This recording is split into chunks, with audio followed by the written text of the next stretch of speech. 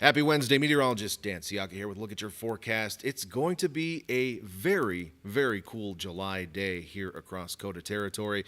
Temperatures in the 50s for most, on and off rain expected. Yeah, not quite what you'd expect for the month of July. Here's a look at that hour-by-hour forecast. Widespread precipitation in the morning, tapering off to some extent as we head into the afternoon, but you can't rule out a few more raindrops throughout the day today under those cloudy skies. And as we head into the overnight hours, we may not be done with that dampness just yet.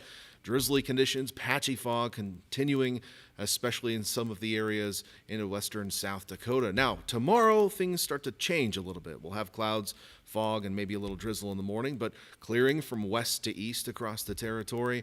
And then into the afternoon, the sun popping out for many of us. A nice change from the cloudy conditions we've been experiencing. With that said, can't rule out a stray thunderstorm, perhaps south along the Nebraska line.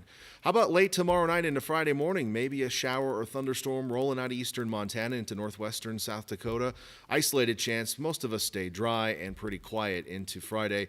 Temperatures will begin to warm back up.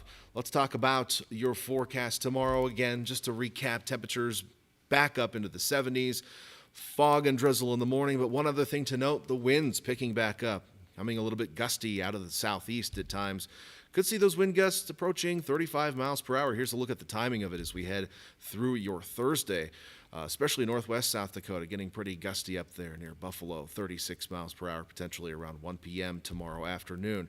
Wind gusts will die down a little bit tomorrow night, but during the afternoon they may be a little on the gusty side. Here's a look at your 4-day forecast. Again, showers likely, a little fog tomorrow or today, very chilly conditions, and then we start to recover tomorrow. The winds pick up. That'll clear us out.